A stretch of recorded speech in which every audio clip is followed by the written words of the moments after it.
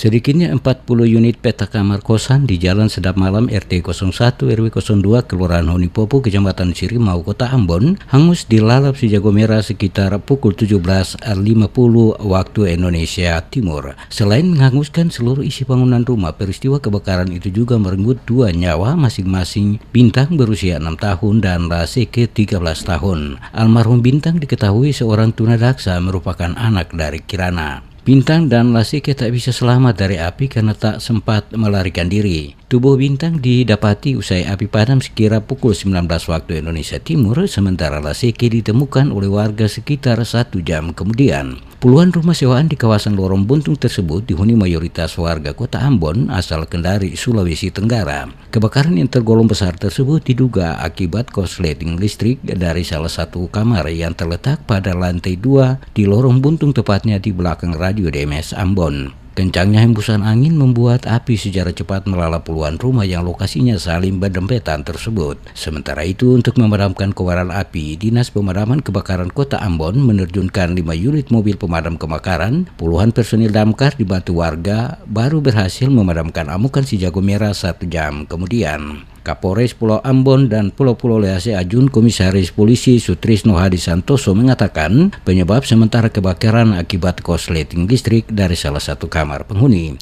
Untuk jumlah kerugian dirinya belum bisa memastikan karena masih dalam pengumpulan bahan keterangan oleh polisi. Jadi pastikan itu penyebab kebakarannya api dan dugaan sementara dari korsleting listrik.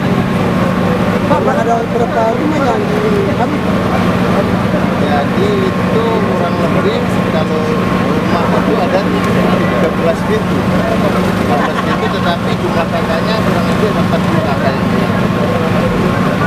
Sementara itu, warga yang rumahnya hangus terbakar untuk sementara terpaksa mengungsi di rumah kerabat dan tetangga terdekat. Sebagai penanggulangan tanggap darurat, Dinas Sosial Kota Ambon membagi-bagikan nasi bungkus serta menyalurkan bantuan bahan makanan siap saji kepada para korban kebakaran. Petugas Dinas Sosial juga sementara melakukan pendataan untuk mengetahui jumlah pasti keluarga yang tertimpa musibah kebakaran itu.